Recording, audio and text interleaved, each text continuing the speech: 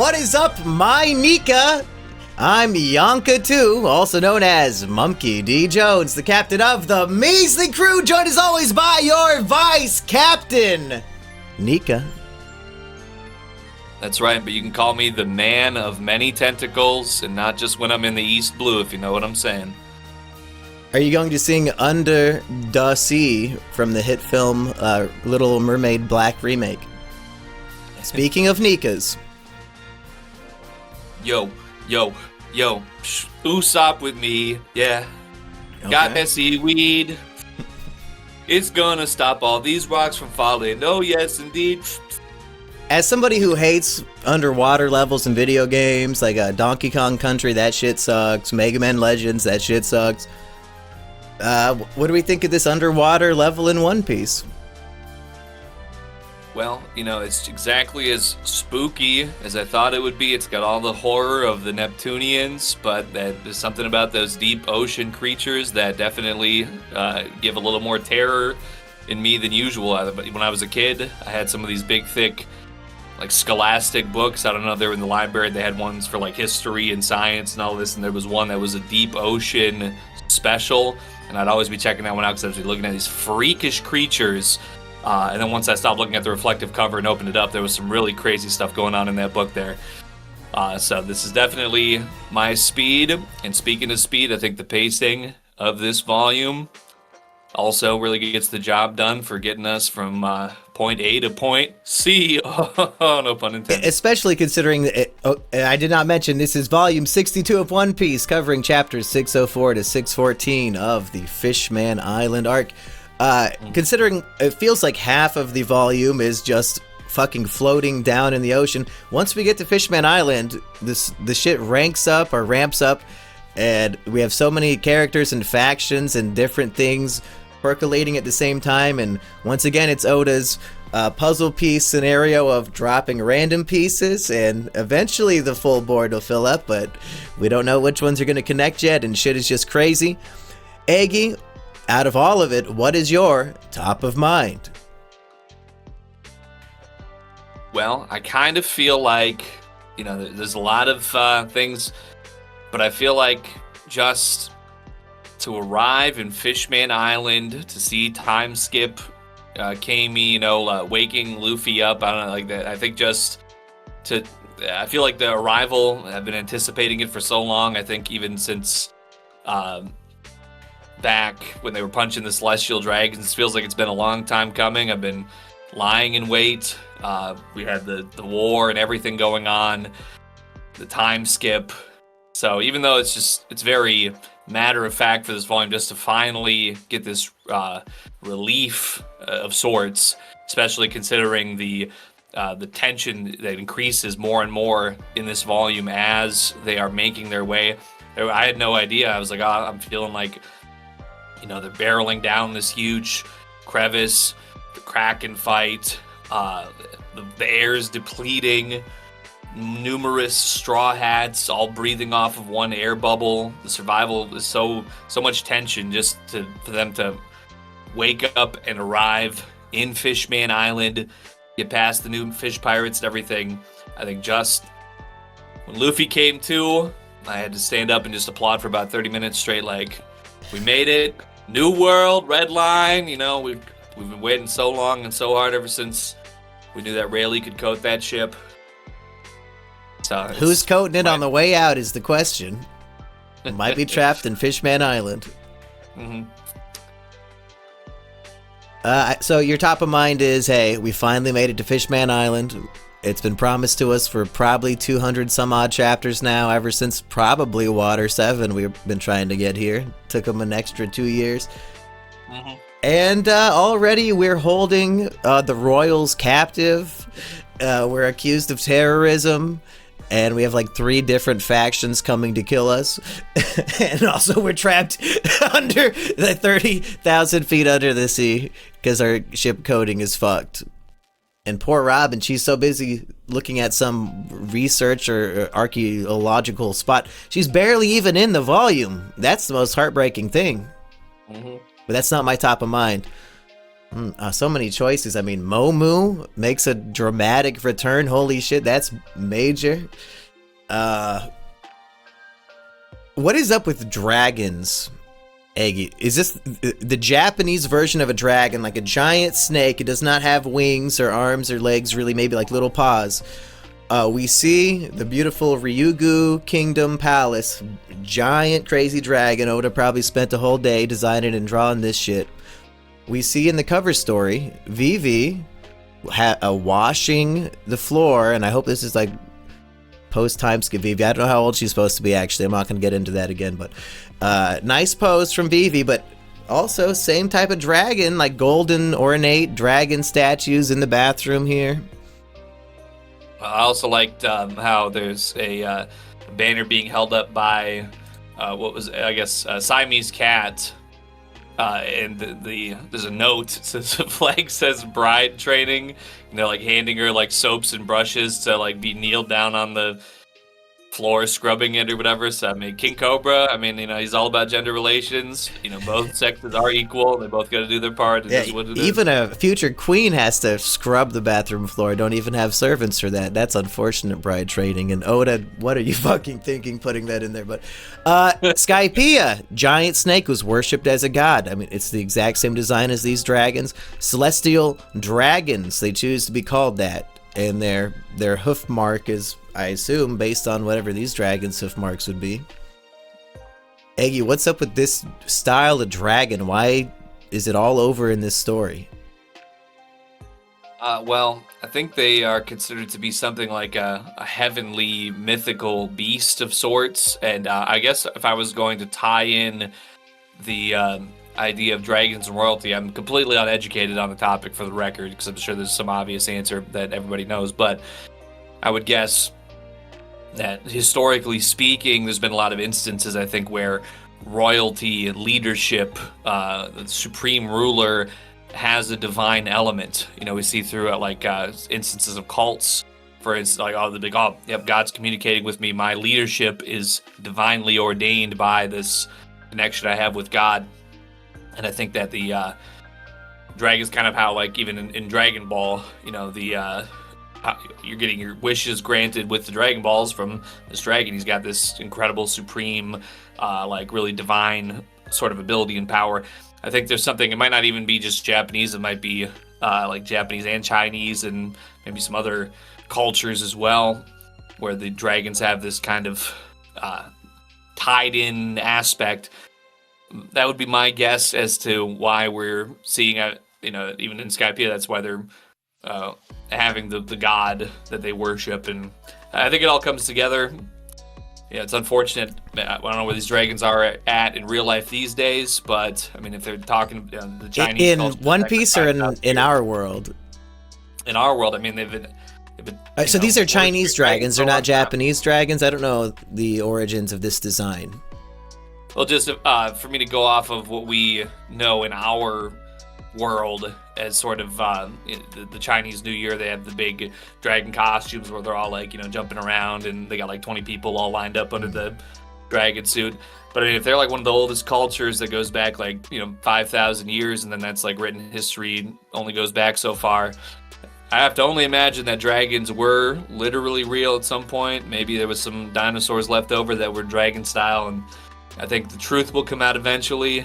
I mean, it sounds crazy, but why else would they persist so long? Yeah, it begs a question of like divine coincidence, or perhaps something in human nature and mathematics. I think of the pyramids, and they say, they found identical pyramids in South America and Africa and Asia. How could they have all come up with the same design? Did aliens help them?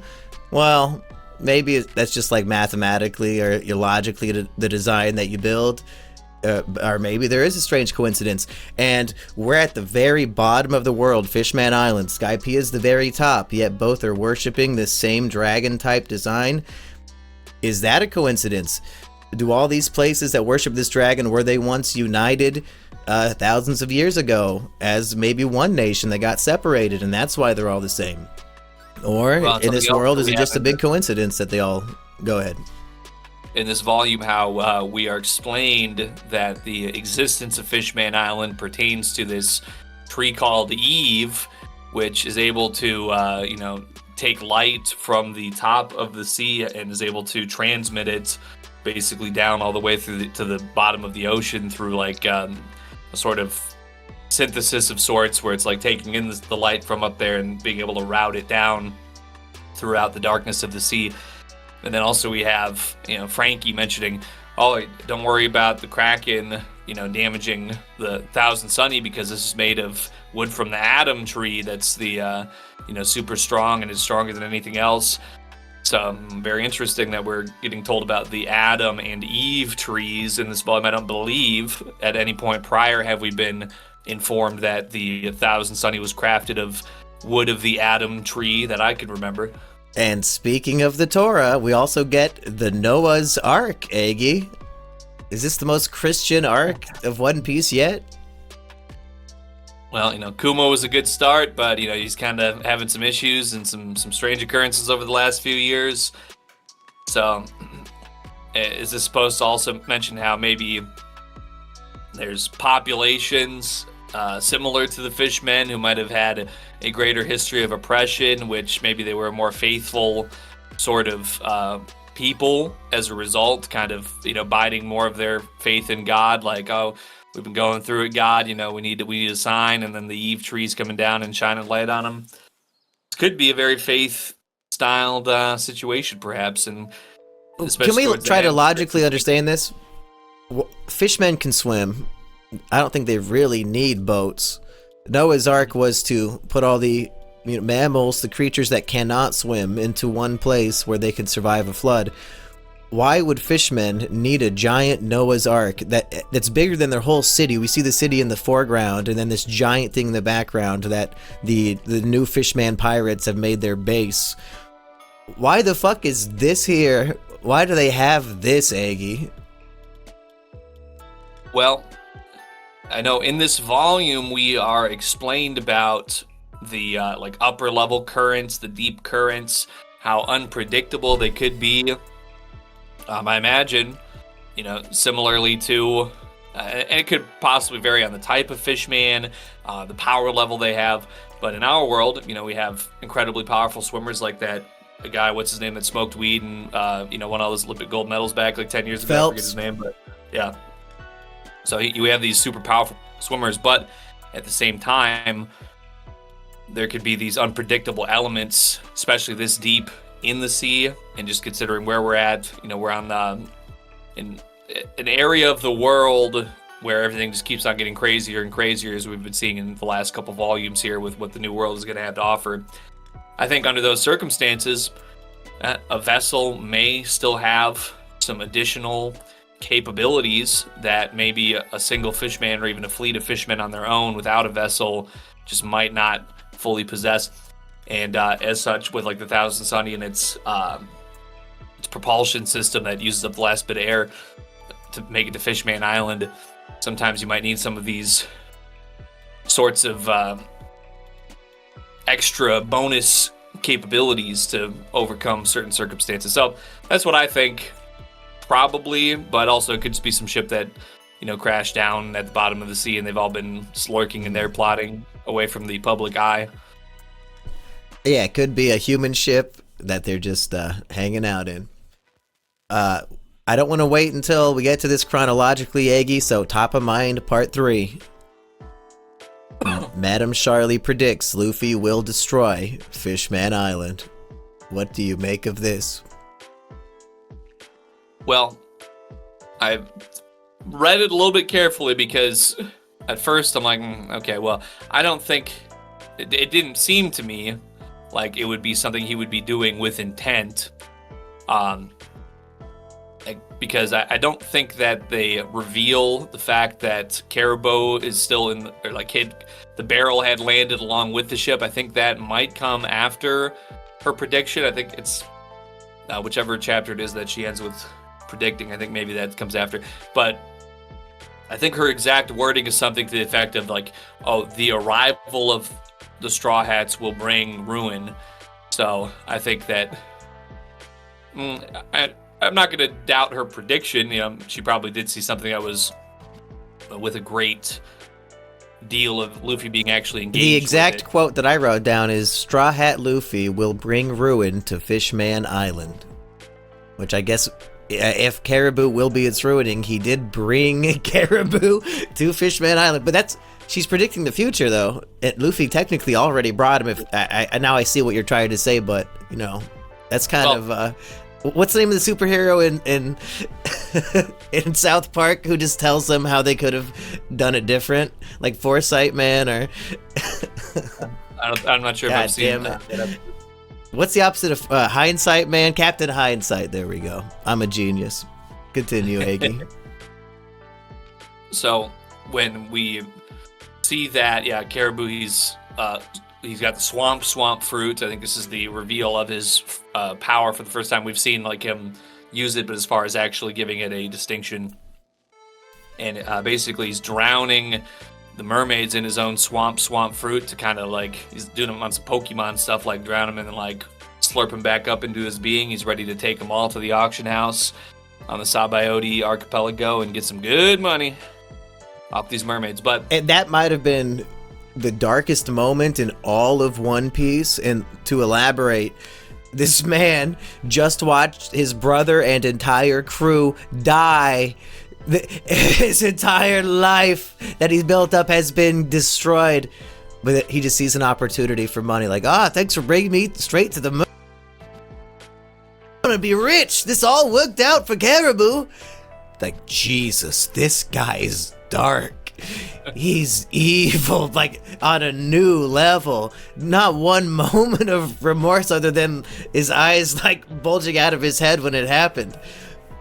He's really got that very disgusting sort of character where, as soon as he makes his leap from his vessel onto the Thousand Sunny, and then the Kraken goes and just completely obliterates the ship that still has all of his brother and all of the pirates that are with him on that ship. He's just immediately cowering and begging for mercy and just being a total yellow belly, It was identical to Blackbeard against Whitebeard.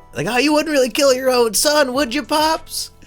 I love that groveling, sniffling weasel, Vince energy, to go back to those Big Brother analogies. I love those kinds of guys. And then as soon as he gets the opportunity, he stabs you in the back. Fucking dickhead.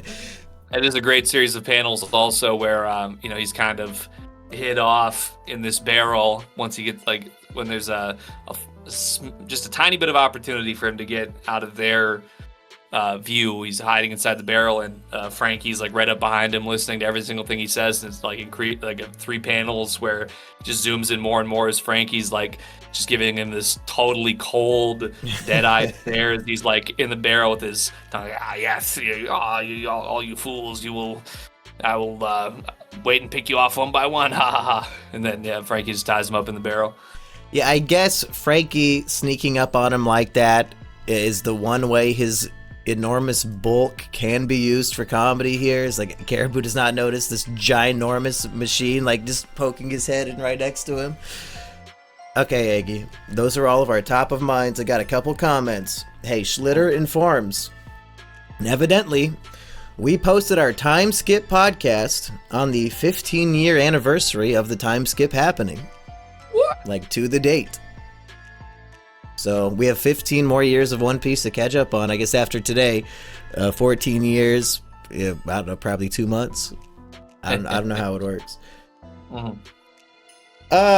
I'm surprised. Bimbo, Alabama. I'm surprised you guys didn't mention Rayleigh's explanation of hockey and Luffy learning Supreme King hockey. Did you have any thoughts on that section? Well, I kind of felt like I probably understood it just about as soon as it was ever kind of explained. I've just had enough experiences with enough. The Amazon Lily arc explains all of it. Right. So we already know from 80 chapters ago. That's also true, yeah. That's very true. Yeah. So. And he also says, I was really disappointed with this volume as I thought everything that could have gone wrong with the reintroduction did go wrong. Were you disappointed by the Straw Hats reuniting in their adventure so far in this volume, Aggie? Well, when he says everything that could go wrong did go wrong, I don't feel like there was anything that really rubbed me the wrong way necessarily. Even with, we mentioned the sort of excess with Sanji's nose bleeding in the last volume, and it became an integral part of the volume story in here in volume 62. So even if I did say that, it all ended up going somewhere. And yeah, I don't feel like there was anything that really stuck out to me as being offensive or off-putting. As far as let me off-put for you, Aggie. Maybe I'll convince you to be off-put. Perhaps the greatest chapters in all of One Piece were in Water 7. The argument between Luffy and Usopp, everybody just hanging out inside the ship, having a real human conversation, and we were like, wow, this doesn't feel like the same story. This writing has been switched up. These are real humans talking it out. And I would have loved, after the horrors that Luffy went through, to have some real human moments of the crew talking about what they'd been through. And I took a note here, the very first chapter of the volume, we get 8 pages about underwater currents and the salinity of the ocean, which I still don't know what salinity of the ocean is, but they spend pages about it. And there's exactly one panel of Luffy asking Zoro where he was thrown to, and then we don't even get to see the conversation. Like, the thing I want to see them interact with and talk about is like a joke to Oda, and we just get a bunch of world-building details that, as far as I can tell, are not going to be relevant. I mean, other than that the currents were like in the shape of this dragon that I keep bringing up, this, which maybe that's a weird hint that the dragon design was also brought up in this very volume. But some musicians say that the world's a vampire. What if the ocean is a dragon, Aggie? Is that what Oda's trying to tell us here? And all these countries are worshiping the ocean dragon.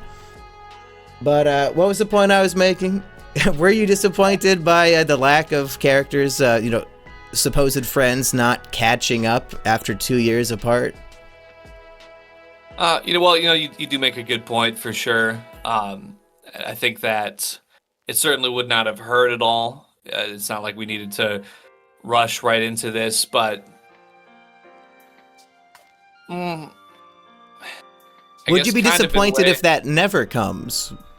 Maybe you say, they had to get into the adventure, but I'm sure that they'll chat later, right?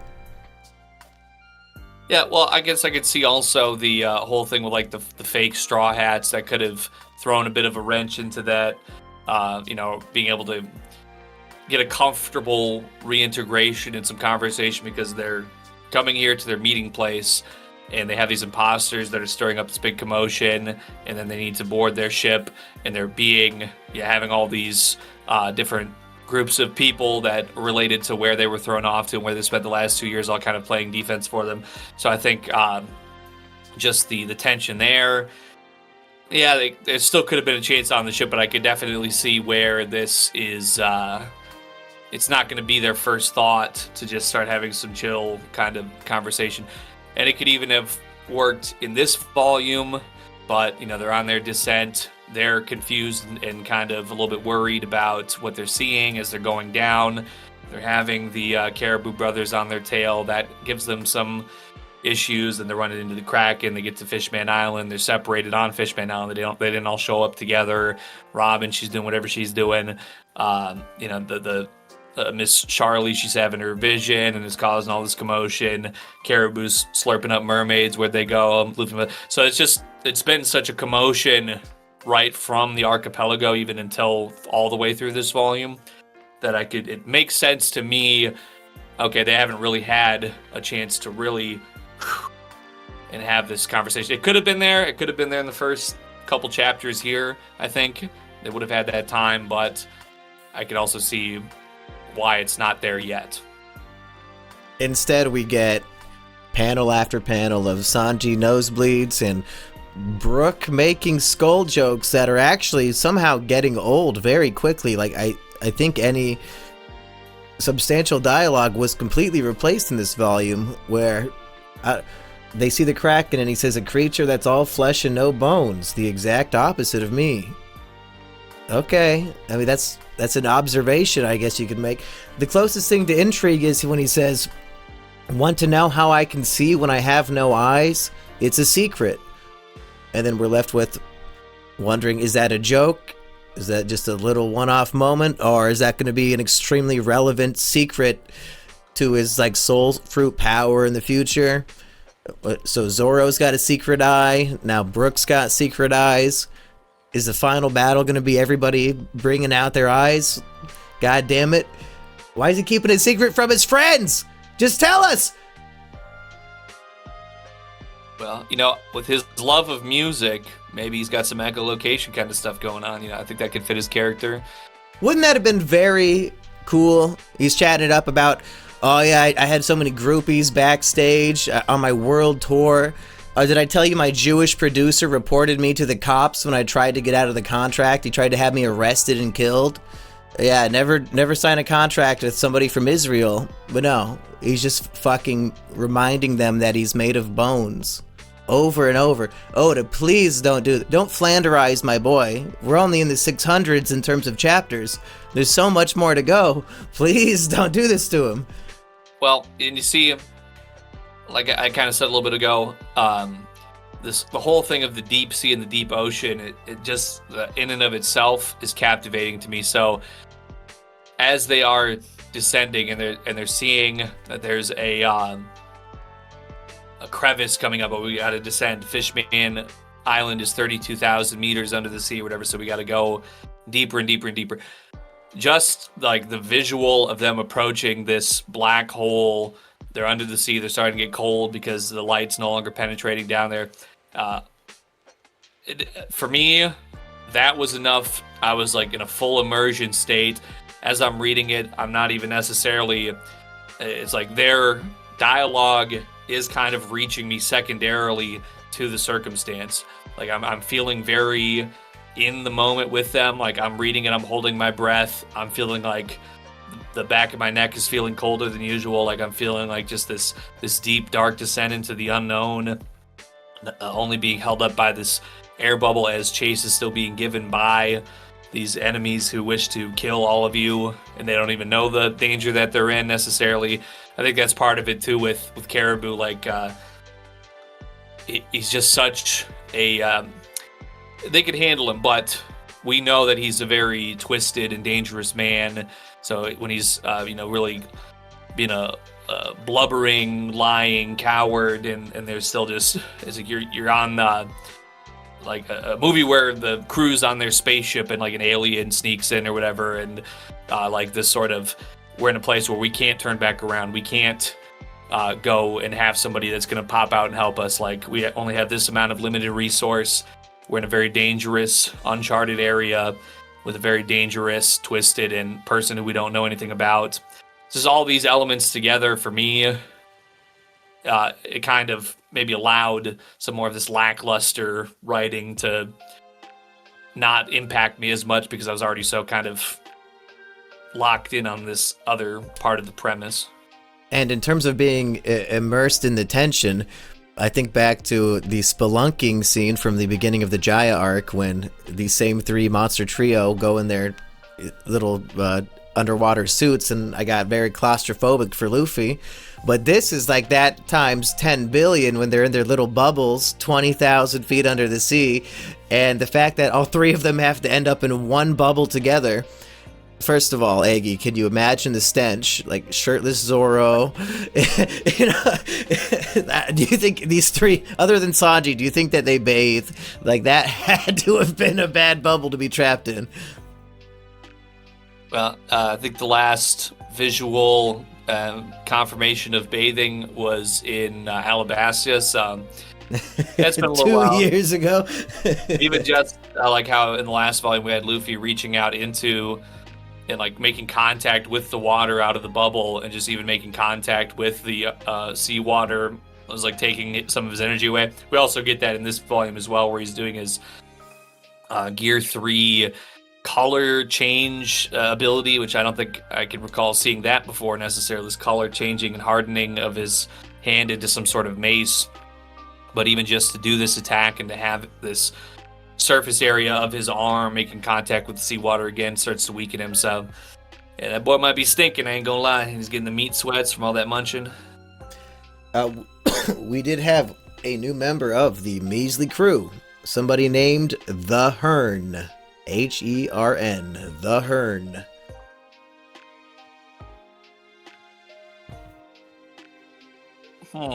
And in case you don't remember, anybody can join the Measly crew for $3 a month at Mumkey D. Jones' YouTube channel. You can join our Discord through it, and we'll give you a spot on our crew, which Aggie's about to do for the Hern right now.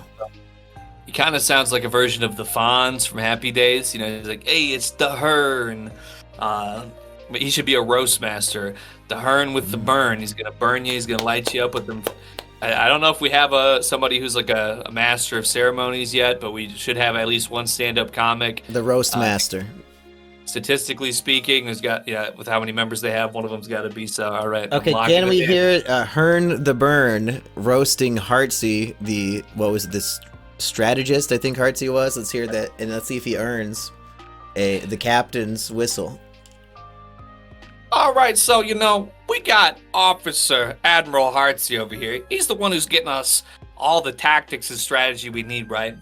So I'm wondering, how is it we've been sailing for 600 chapters, and he hasn't been able to find us even one hot babe? Like, whoa, the large numbers here. I mean, and with how I seen some of y'all, the guys around the ship, we got some large numbers, if you know what I'm saying. No offense, co-captain, but come on, like you're supposed to be shooting fish in a barrel here. Harpoon us a couple of whales, Heartsy. What's going on? Aggie, the slide whistle's being put away.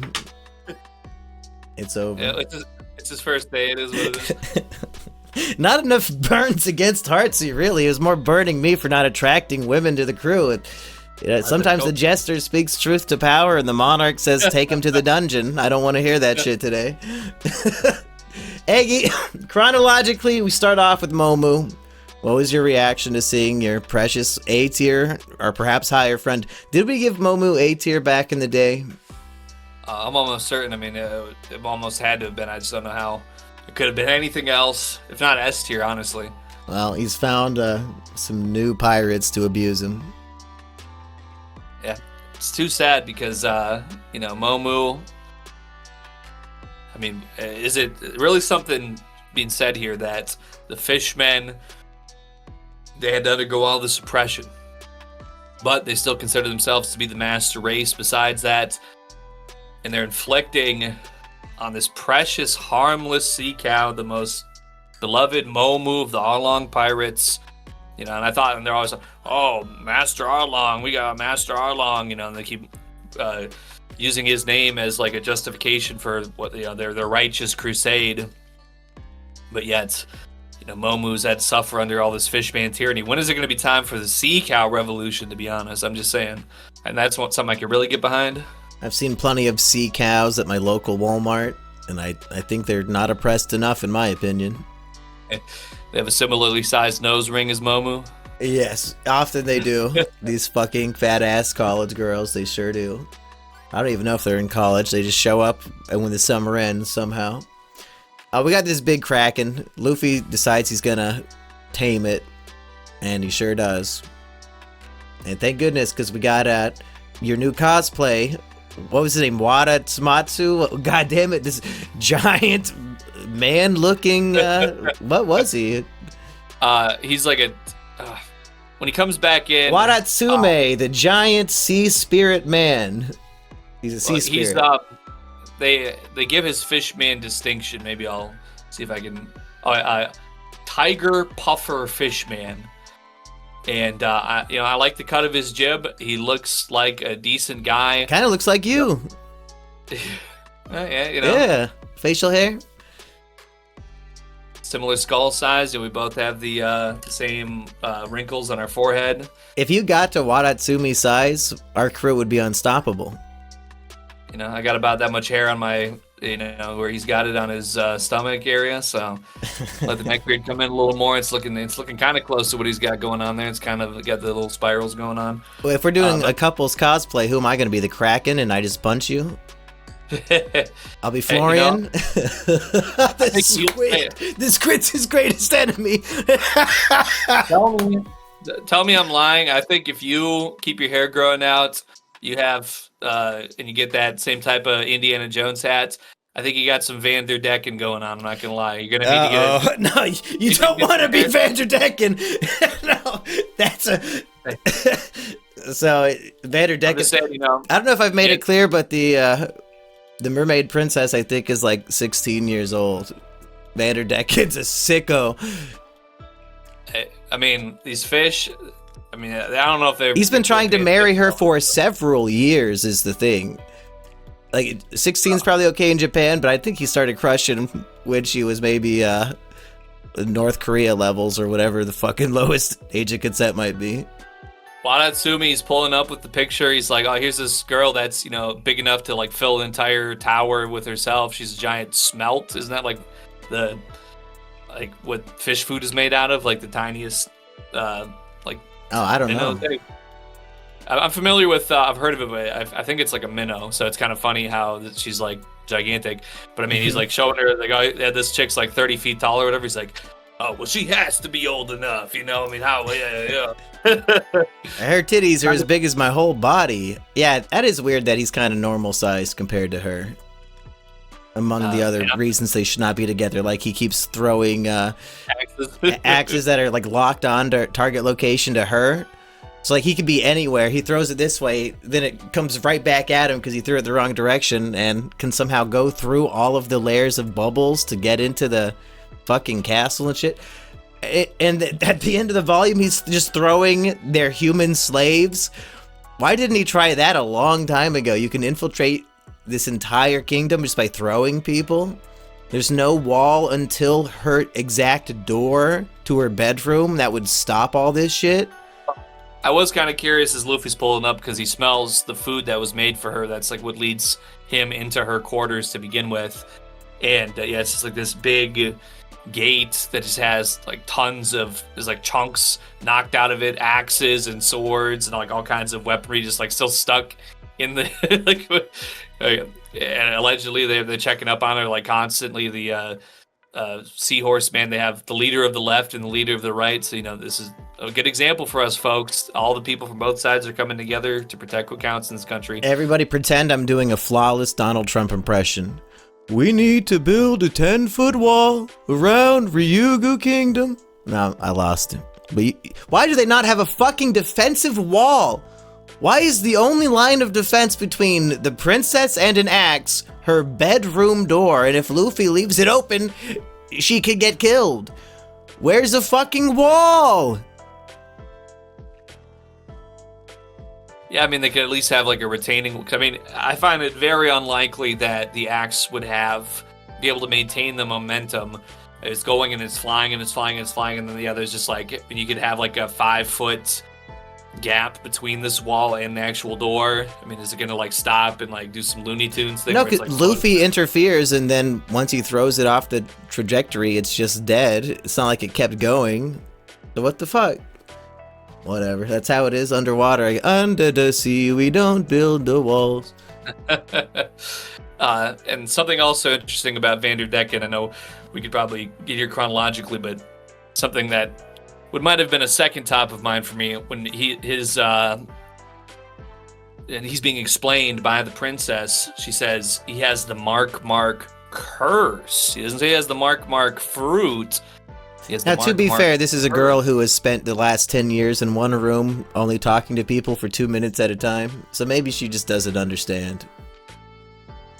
That is certainly possible, but if this is something new here, maybe there's maybe devil fruits aren't the end all be all. Maybe there's some other extra sorts of ways that people could be afflicted with certain abilities. I mean, I guess you couldn't have a devil fruit like that in the way that he is because he's underwater constantly. So maybe he's got to have something else besides the devil fruit, perhaps. But it's still a very we don't see concept. him in water. He's always within a bubble or in a ship. And I guess he is the 9th iteration, so maybe maybe there was some water-bound Vanderdeckens of the past. Maybe he's not now since he has this possible devil fruit. And let's talk about his ship.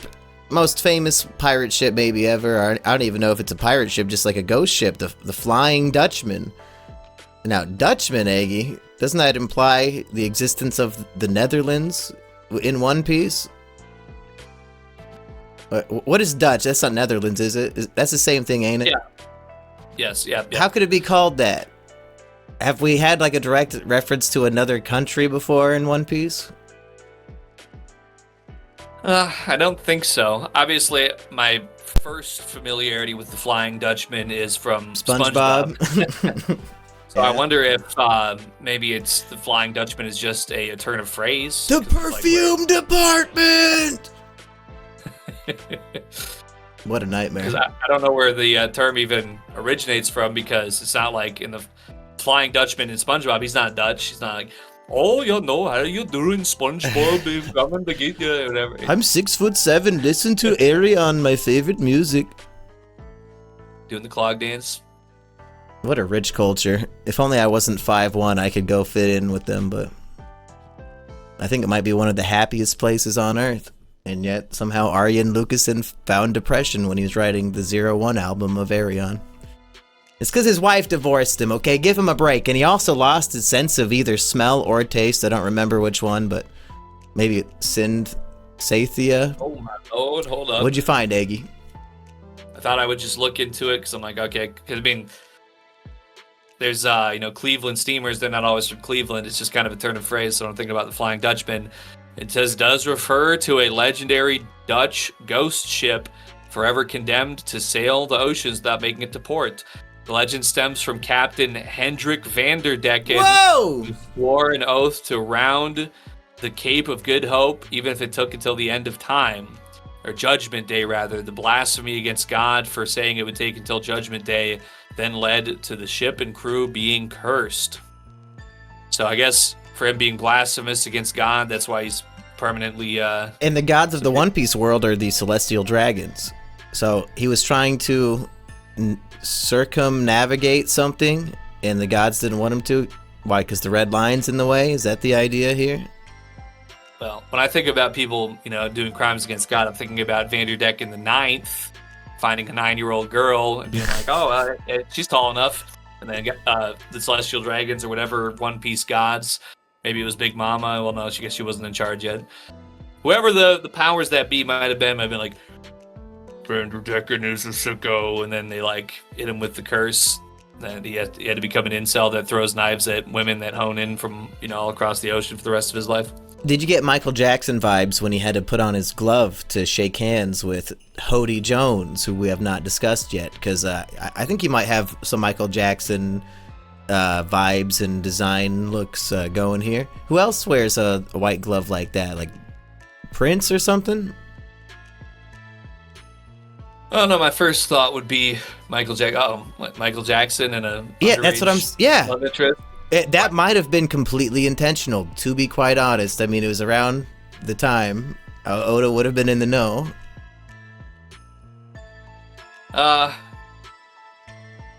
Yeah, to be honest, I didn't immediately get that energy from him. No, you got my energy from him. Yeah, we established that, Aggie. Thank you. I compared you to Waratsume, most delightful new character, and you say, no, you're a Vanderdecken in my mind. And my notes reset all the way to chapter 1. Should we read some chapter 1 notes? Flashback. Luffy stabs himself in the face to prove how tough he is. Oh, we've come so far, Aggie. I guess the fedora, that is kind of like a Michael Jackson style fedora, but I don't like his hair. He kind of got like some cat energy. He's got like kind of the split philtrum or whatever. Mm-hmm. He kind of got like cat stuff going on. Well, maybe it was just the pedo vibes that gave me the Michael Jackson impression. Not that he was ever convicted in court, right, people? Is that the story? What's the excuse people give? Like, there's nothing wrong with showing your butthole while sleeping in bed with your best friend. Hey, I just gotta tell you like this, King Neptune, he's just, really he's jealous because I've been having the Flying Dutchman. He wants the rights to it. Just because I own my Flying Dutchman, Oh, Mr. Vanderdecken, please eat this bottle of C vitamins. It's good for you. And I definitely won't be here to take your, all the rights to your ship and crew or anything like that. What? That's how it went down. They might have killed Michael Jackson with special C vitamins, but Hody Jones, he's popping pills left and right, these energy steroids, Aggie. And as if Fishmen weren't way stronger than humans already, these are magnituding the power. Is Luffy gonna give a fuck? Can any number of pills rival Luffy's natural hard work strength? Well, he says when he mentions the steroids, they have that ability to exponentially increase your power. However, also in taking them, you're shortening your own life force. So it's almost like maybe the adrenaline hormone, which steroids are, I think, generally, at least the way they're being described here, should be like a synthetic hormone, essentially. Anyway, and Gear 2 is described the same way. So he's like doing an artificial Gear 2, I guess. That is true, yeah. So I would have to say maybe, it's extra tough when they're fighting in this water-based environment, of course. But I think there might be something to that, perhaps, that, there could be a balance that needs to be necessary before you just completely overwhelm yourself. In the same way that Moria kind of got overwhelmed with too much intake back on Thriller Bark. So I think there's a natural order in all things, including with your special power steroid consumption. That's why, folks, all natty is the way to go. While we're on Hody Jones, did you know that my cousin, as Mumkey Jones, would be appearing in the story? My Fishman cousin, Hody. I had no idea. Now I know about Davy Jones' locker. I don't, and Yeah. Hody is awfully. Yeah, Davy Jones he's cursed to live at the bottom of the ocean, which is where we are now. We have a guy, but the way that these names work, Monkey D. Luffy, the family name comes first. So the family name is Hody, hypothetically, and his name is Jones. But Davy Jones would then be, the Davy would be the family name, hypothetically, and Jones would just... So is he named Jones out of respect for Davy Jones, perhaps? Or maybe just a coincidence? Well, something else I think is interesting about Mr. Jones is... and me. Can we sing that from now on? Is that a Counting Crows song? Or Mr. Jones and me, and we're about to link up, and we're taking mermaids. Taking mermaid pussy, Vanderdecken, my best friend Hody Jones and me. Fishman Master Race, yeah, we're gonna take over. And gonna exterminate every human being. You'll see. I thought it was interesting how, we've known that these massive sea creatures all across the seas that are such threats are known as Neptunians, but yet also we have the sea god being Neptune, so it's kind of like, is he... King Neptune? Yeah, like King Neptune also is... from SpongeBob? Why was he not bald and pathetic? Where was his trident? He could have... It was a little bit underwhelming, letting himself get wrapped up by the Straw Hat crew like that. Do you think he was giving it his all, or maybe his heart wasn't in it because he knows that they're innocent? I feel like he should have had more to bring to the table. Like, I feel like it was almost guaranteed that he would with his position that he's in. Like, so I think we see him and Zoro clash, and then the very next panel of him, he's tied up. So anything could have happened. Mm-hmm. And they also complimented Brook on how useful he was, but that was also off panel. So all we actually get to see him do is make his shitty fucking joke. Yeah, some interesting editorial choices here by Oda. Maybe he's just coming back from his vacation. Maybe he was still kind of working a couple things out in this volume. It could be like that. You're hitting all home runs for years, and then you finally step off to just take a breather for 1 second, and then your body's just not used to taking any time off, so you lose your rhythm a little bit, maybe just a smidge. The only other main thing about Hody is that we find out Jinbei wanted to send a message to Luffy. Do not fight Hody and meet me up in the Forest of the Sea. Why does Jinbei not want Luffy to beat up this racist prick who's running the new Fishman pirates? Especially if he's planning on usurping the king and taking over. Like, maybe I should beat him up. Well, it makes me wonder, because the main interaction we see with Hody in the volume is this meeting between him and Vanderdecken, and he putting the glove on.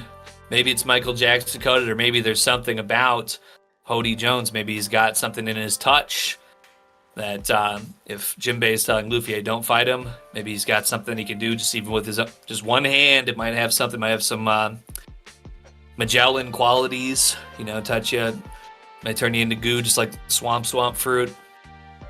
So I feel like there could be something there with, hey, I'm not even going to touch your skin. It's a little interesting to have both of those bits of information together.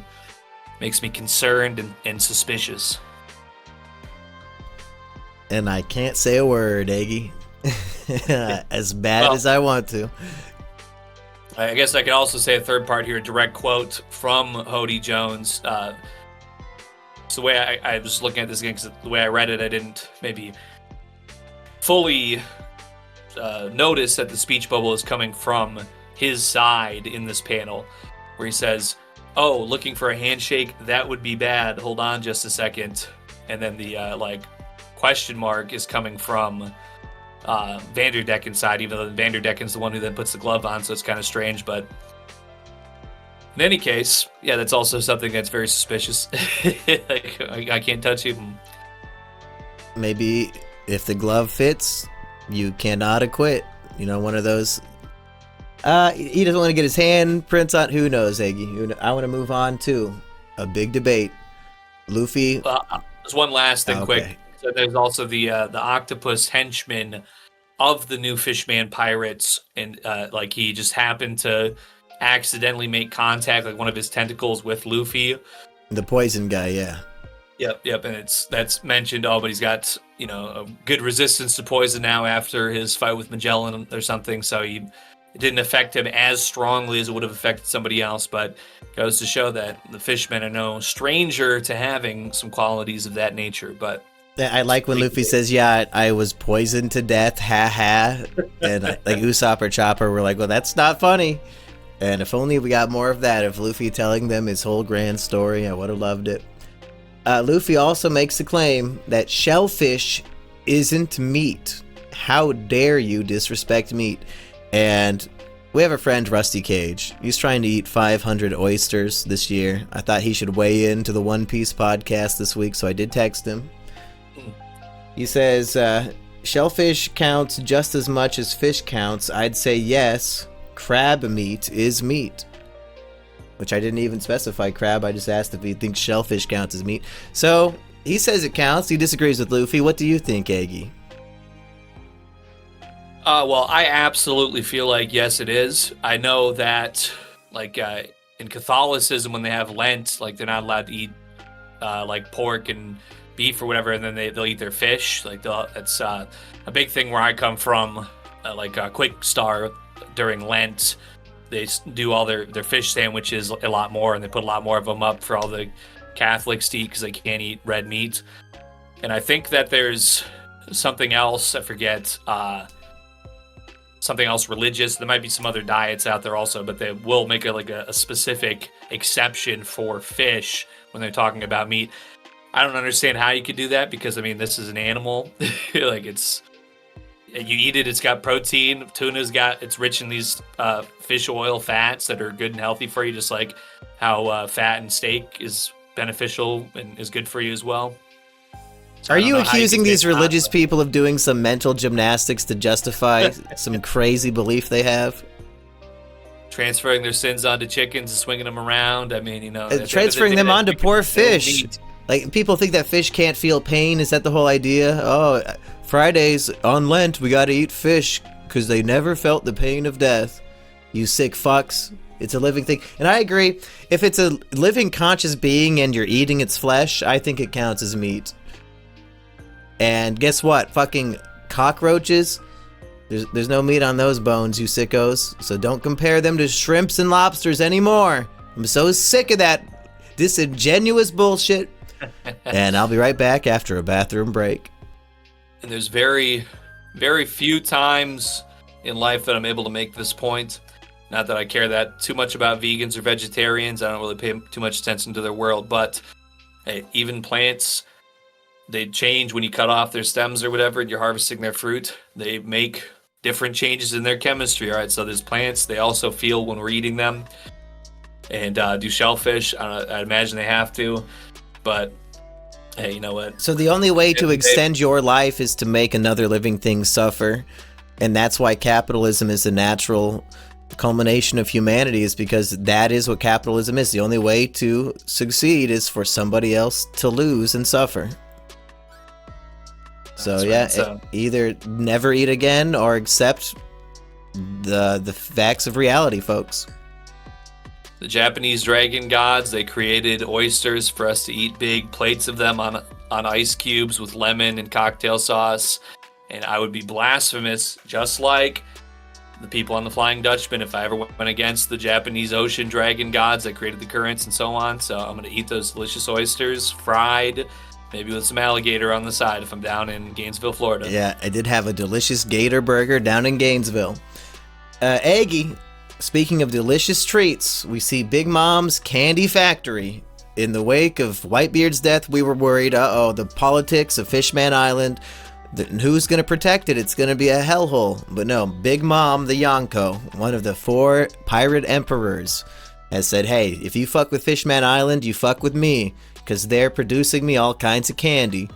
A little more greedy than Whitebeard, who evidently did not ask for anything in return, but, not everybody can be Whitebeard. And Luffy's like, Big Mom, maybe she's a good guy. Maybe we'll meet her. What do you think, Aggie? Well, I see Big Mama's candy factory as a sort of, yes, this is existing for her benefit. That's true. But however, if there comes a day where, let's say, maybe Big Mom is in Whitebeard's place, there's Paramount War 2, Big Mom's out of the picture, I think this is going to be good for Fishman Island in the same way that Hachi, he had his successful octopus ball stand that, was able to really take the ocean by storm. I think that the candy factory and all the fish people that were working there for so long, they're learning new candy crafting skills. I think they could take all that knowledge and have their own self-sustaining, fish-owned candy factory empire. So I think... and if they become rich and successful, they can get a mansion in Fishverly Hills. Yeah. What do you think of this? Papa Goo is a millionaire living in Fishverly Hills.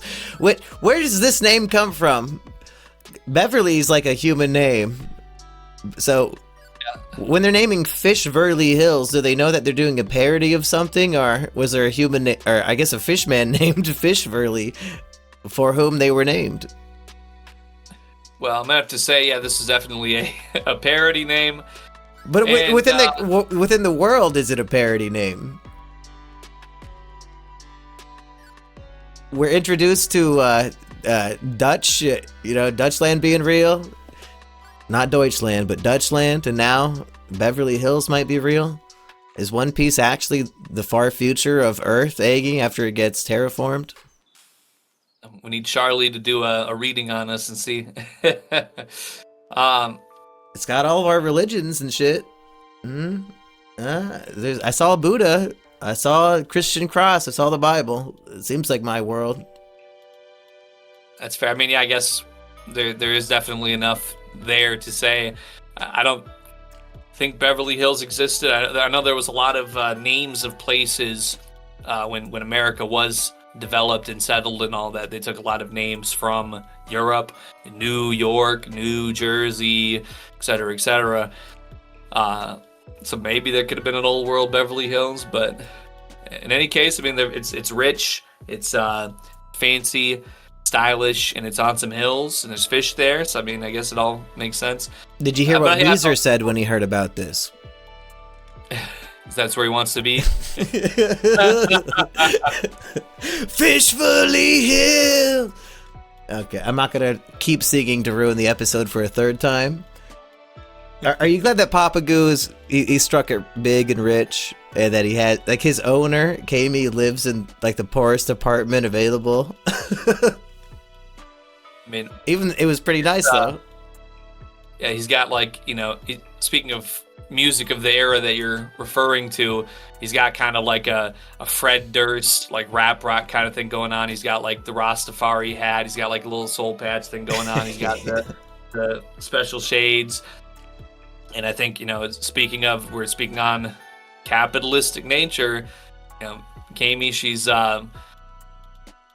true. She's from this area. She's really the connection that is so important to him, and yet she's down out of sight, down at the very, very bottom of this structure of bubble.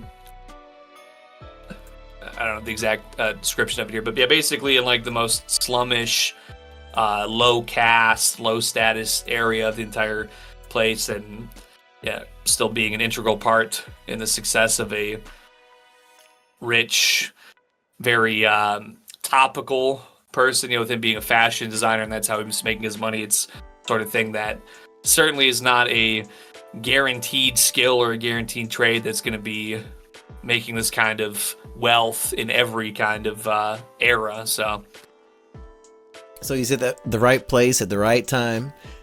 We haven't talked much about all these mermaids yet. We get to meet these little mermaid quintuplets, Ichika, Nika, Sanka, Yanka, and Gianca too. And it's described that the joke is, of course, it's 1, 2, 3, 4, and then instead of 5, it's 4, 2 for the name. Which is, that's kind of like Sanji's name, Sanka, Sanji. He's the 3 guy on the crew.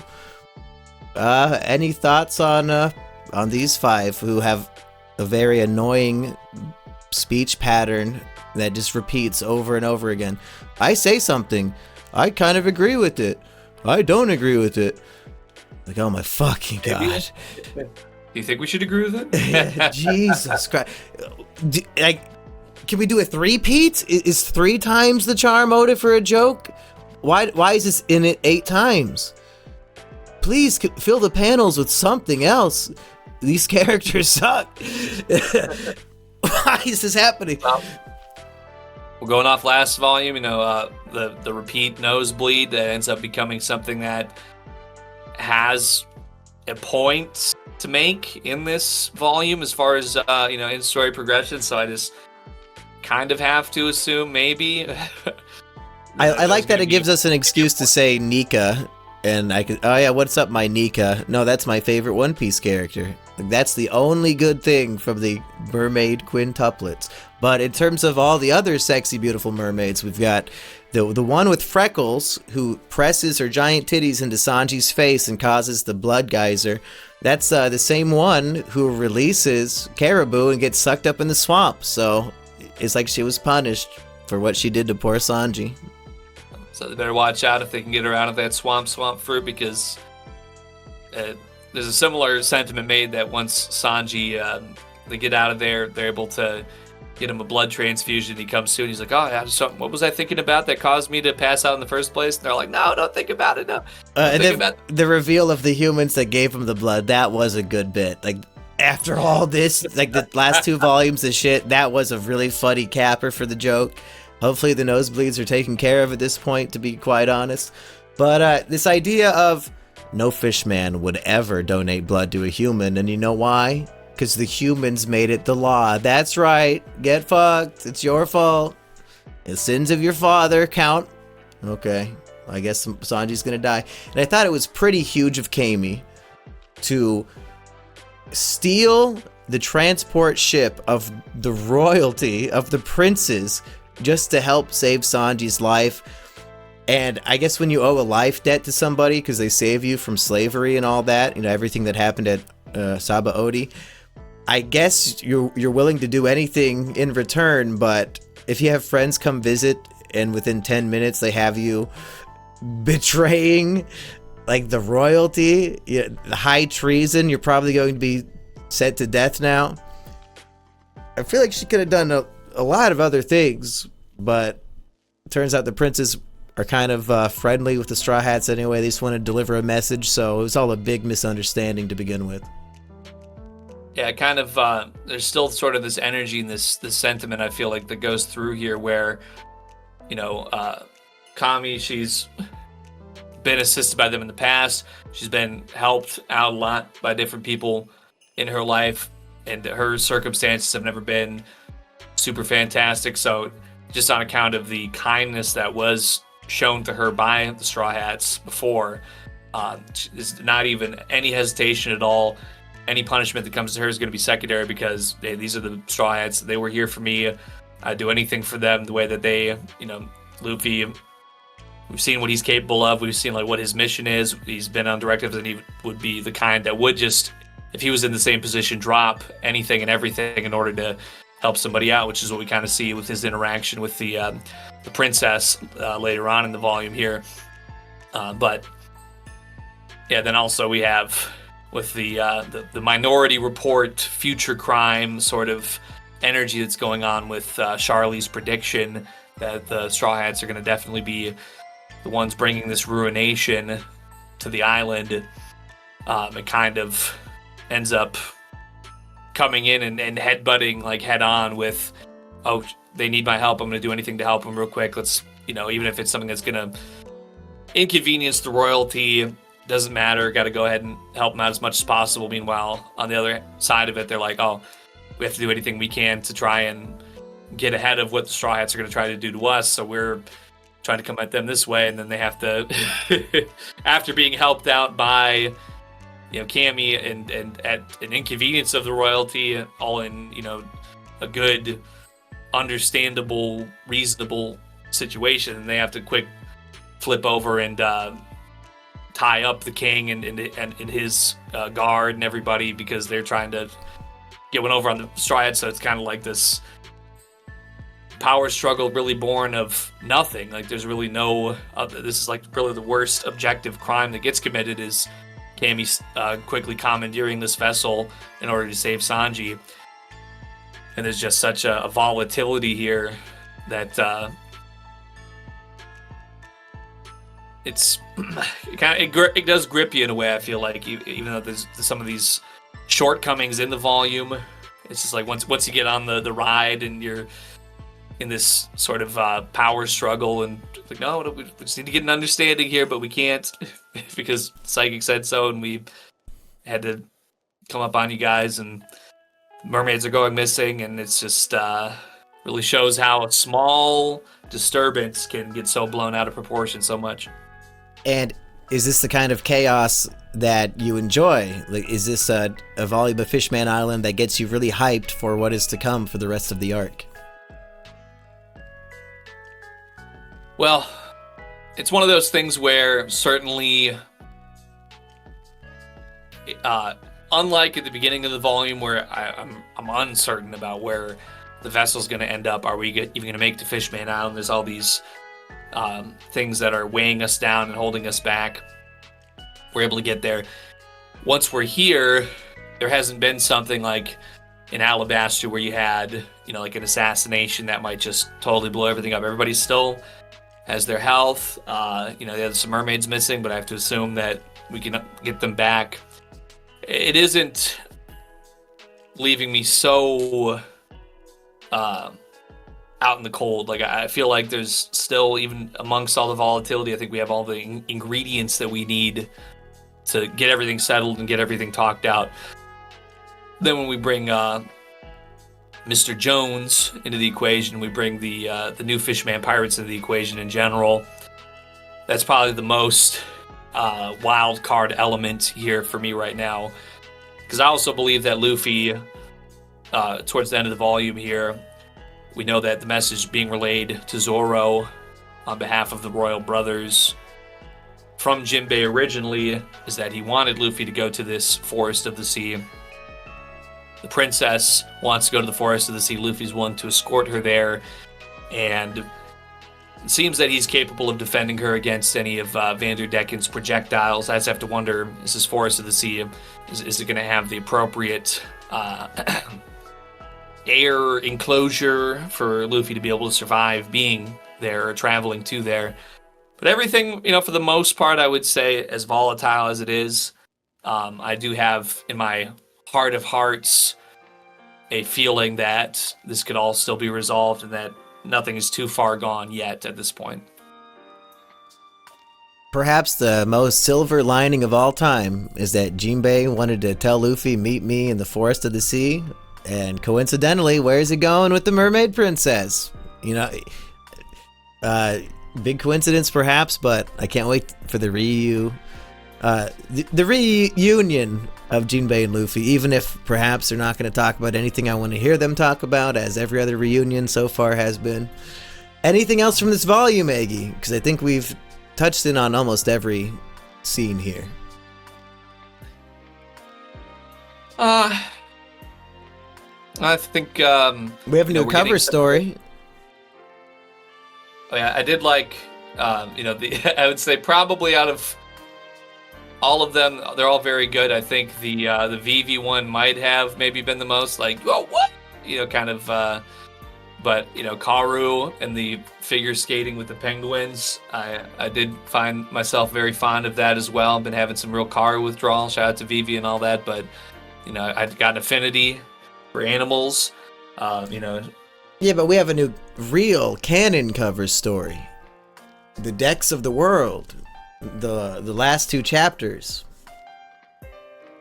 All right. Actually, I guess I didn't even know that the one in 613. I guess I should have, because in 614 does say volume 2, but the word is spreading about the Straw Hats coming back together, and Whoop Slap, Mr. Three's father, he looks pissed. He's not happy about this. And Makino, the bartender, she has a young baby after the 2-year time skip, Eggy. Is Whoop Slap? He's making a Mr. 4? I guess Garp came back to town by himself, right? He didn't have any younger people with him, so it couldn't have been a Garp arrival. Kobe got it in? Yeah, I mean, they're about the right age for each other, right? I guess she might be a little... She's drawn young, and obviously enough that she's not like 50 years old because she's had a kid. Some people think it's Shanks. Does the baby look like Shanks to you? I feel like I'm not, with the baby crying and everything, it's a little hard to know for sure. I don't even recall Shanks and Makino flirting or talking at all in Chapter 1, so I don't know why they just assume it would be Shanks. Well, I mean, they do have that history. Yeah, maybe if Garp was coming back around, maybe Shanks, maybe they were just kind of going around and seeing how things were settling in the area after the war, and tensions were high. Sometimes when tensions get high and a couple of star-crossed people with a past that run into each other, get a little flared up. Are there any other groups of people you're hoping that this cover story will show us a little update on after 2 years? Well, I think I would, in the same way how it was after the conclusion of the war, we had a rundown with different panels from all the different areas, right? If I remember that correctly. Yeah.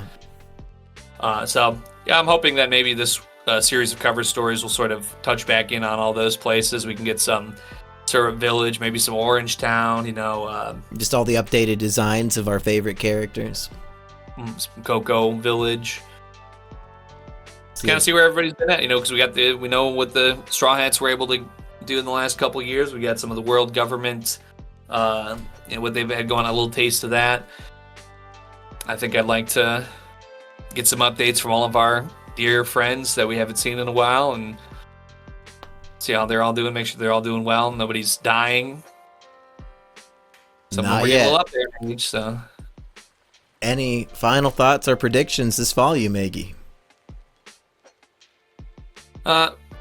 So like I said, I think that the new Fishman pirates are definitely the wild card variable here. They already have a bone to pick to begin with. They're linking up with Vanderdecken. They got steroid pills that can make them go superpower, super mode. We're in an environment that is not so conducive to the Straw Hats on account of the oceanic surroundings. So they kind of have to be, any combat or anything that's going on is going to have to be within a certain space.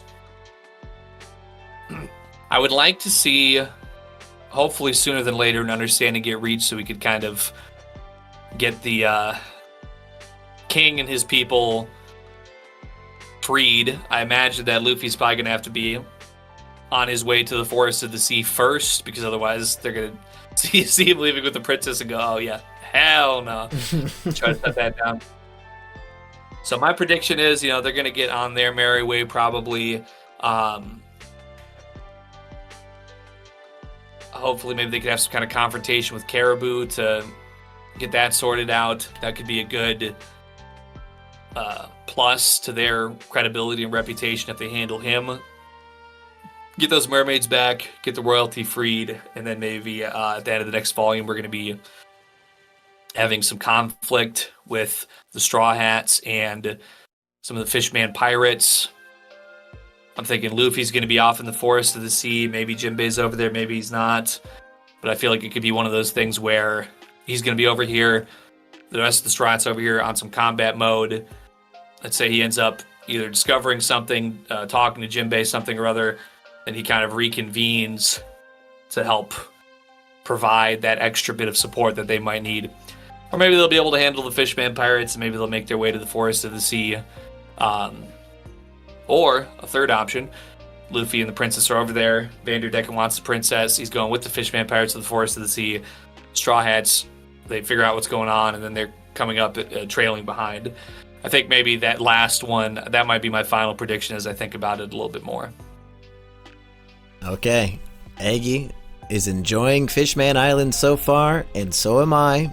Despite my little misgivings, it's still, Oda's throwing a lot at us, and it's a lot more than I was expecting. And maybe my first time through the story, I'm not going to say zoned out, but I did not really appreciate everything that was happening in this section of the story, because I was so focused on, wow, we just went through Marineford and all that, and we're finally all back together. And my priorities were not in the same place Oda's were, but now that I'm through this a few more times, I can see how he's just laying puzzle pieces, some that won't even be revealed for 500 chapters, some that even now I have no clue why they're in here, and we'll find out one day in the future. So he's doing a lot more than I gave him credit for.